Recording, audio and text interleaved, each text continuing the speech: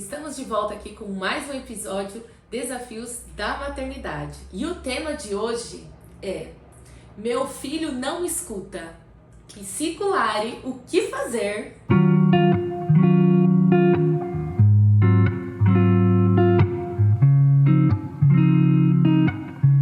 Bom, isso eu vou dizer que eu escuto quase todos os dias nas minhas mídias sociais, né? E dos papais também, porque a gente tem muita dificuldade de lidar com esse comportamento da criança. Mas eu acredito que a gente precisa pensar, além do comportamento da criança, pensar em dois pontos muito importantes. O primeiro é, como é que esse pai e essa mãe está se fazendo a escutar? Eu estou me fazendo escutar somente quando eu grito? Ou somente quando eu explodo? Porque isso também contribui para que a criança entenda que somente nesses momentos ela tem que dar atenção para esses pais, entende? E a gente também tem que pensar sobre o fato da idade dessa criança. Por quê? Porque quando a gente entende o que é aquela idade, a gente entende que é esperado pela idade. Uma idade de 0 a 3 anos é super esperado que eles tenham um pouco mais de dificuldade com disciplina, com comportamentos, né? Então, porque é uma criança que está tendo uma maturação cerebral, que ainda está em construção, e ali, provavelmente, ela vai ter esse comportamento desassertivo que os pais não gostariam que tivesse, né? Eu até já ouvi de pais de me dizer assim: nossa, Larissa, mas parece que ele tá me desafiando, parece que ele faz de propósito. Não, pai, ele não faz de propósito. Ele nem sabe o que ele tá agindo naquele momento. Então, acho que a gente precisa entender também a questão da idade. Agora, se for uma criança já madura, provavelmente, a gente acabou construindo aí a relação com essa criança, aonde tudo aquilo que eu trago, eu não tenho efetivação.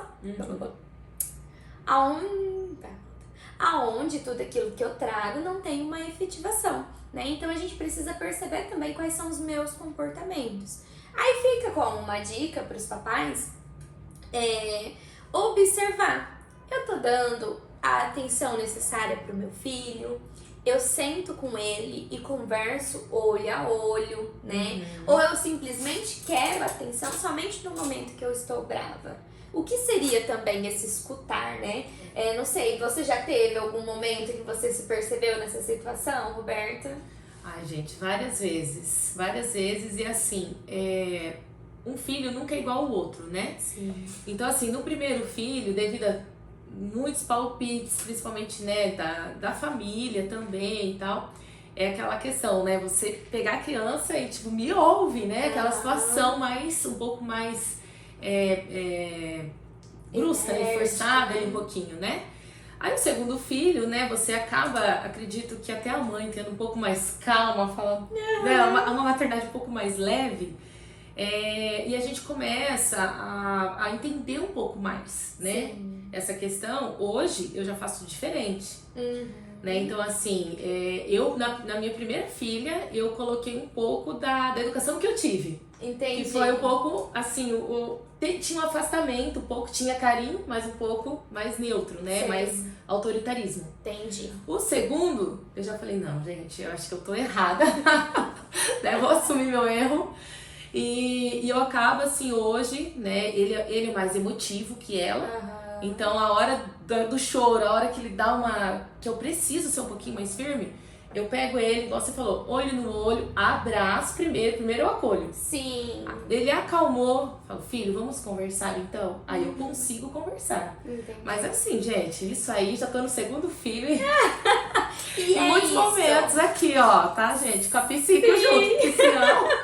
Mas é isso, né? Eu acho que a gente tem que observar e ir vendo os nossos erros também dentro da maternidade, né? Que é um papel muito difícil para as mamães de ver que estão errando. E que às vezes a gente vai precisar de ajuda, né? Porque a gente se sente impotente, a gente olha e fala assim, mas tantas mães conseguem, por que eu não vou conseguir? Tem até aquela comparação, mas a minha mãe teve tantos filhos e criou sozinho. Então, acho que a gente precisa entender a maternidade como uma coisa única para cada pessoa. Até na questão da gravidez. Eu tenho amigas que ficaram grávidas e cada uma traz uma experiência diferente. Uma teve um pouco mais de dificuldade, outra teve uma facilidade maior. a outra não teve depressão, uma teve, passou para aquele período pós-operatório tranquilo, a outra já não foi, uma amamentou, a outra não conseguiu. Então acho que isso a gente precisa observar até para não se comparar. E é a mesma coisa quando o filho não nos escuta, né? O que seria esse não escutar? Seria ele, na hora que eu chamo ele tá lá jogando videogame e ele simplesmente não me responde? Se for isso, a gente precisa entender que ele tá fazendo alguma coisa de importância pra ele. Então vai ser normal que ele não vai te responder. Às vezes nós, adultos, estamos no celular mexendo em alguma coisa e alguém fala: ô fulana, vem aqui fazer não sei o quê. E você tá lá tão conectado que você não consegue dar as duas atenções necessárias. Mas é muito importante, assim como a Roberta trouxe, parabéns, Rô. Obrigada. Pra olhar, acolher a criança no momento que você percebe que ela tá descontrolada. Ficar de igual para igual, que muita gente acha que isso não deve ser feito, porque afinal, como assim eu de igual pro meu filho, ele não vai me dar o respeito. Muito pelo contrário, papai. Se você ficar de igual para igual pro seu filho no momento que você tá o acolhendo, isso vai fazer com que ele se sinta mais próximo de você. E quem disse que para vocês, papais, precisam ser a figura de autoridade, master ali para a criança, para que ela seja um adulto mais consciente, né? A gente precisa ir ditando mesmo aí as situações, os momentos e aprendendo. Vou trazer 2 diquinhas de livros para vocês que eu gosto bastante, que é esse aqui, ó, Disciplina Sem Drama, que é maravilhoso e ele até traz como um guia prático mesmo para ajudar os pais no processo de educação.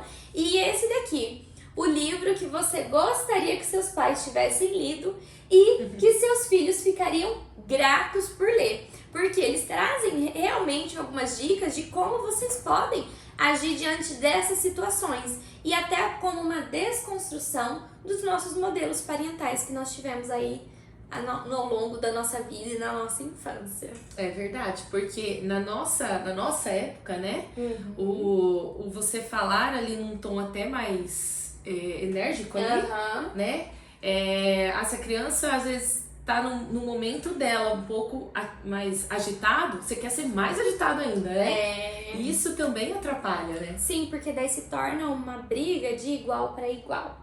E isso no momento de educar não é bacana. Porque aí o pai e a mãe precisam estar num papel como pais. E ser pai não significa que você é o que sabe tudo, mas sim que você tá ali como um apoio, como quem a criança pode confiar, como você é a segurança para essa criança.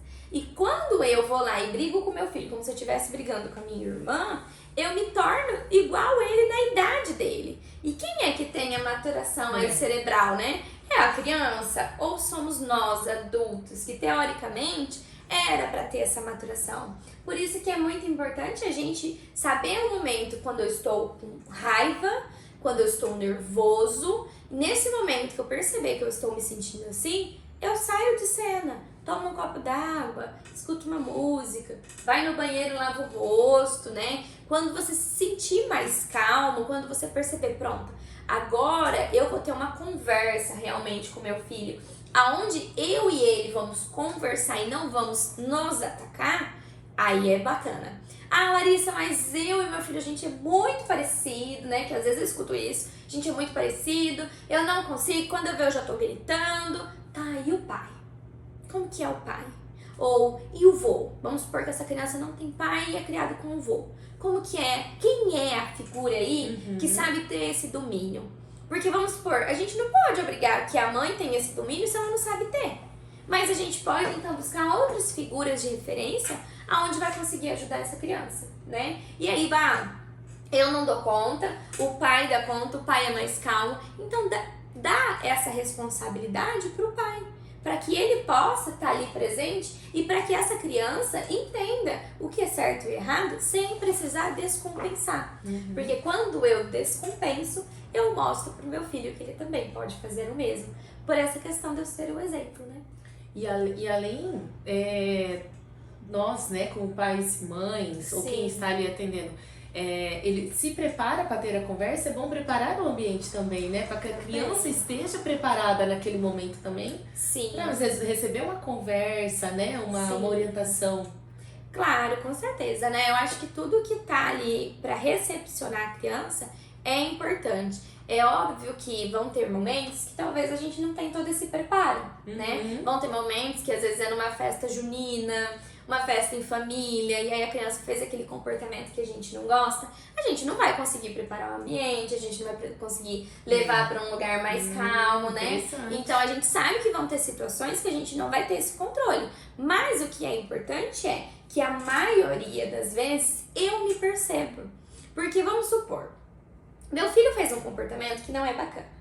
E aí, ao invés de eu me acalmar, ir lá e ter uma conversa com ele, onde eu vou orientar, o que eu quero? Atingir. Ah, ele me fez sentir raiva?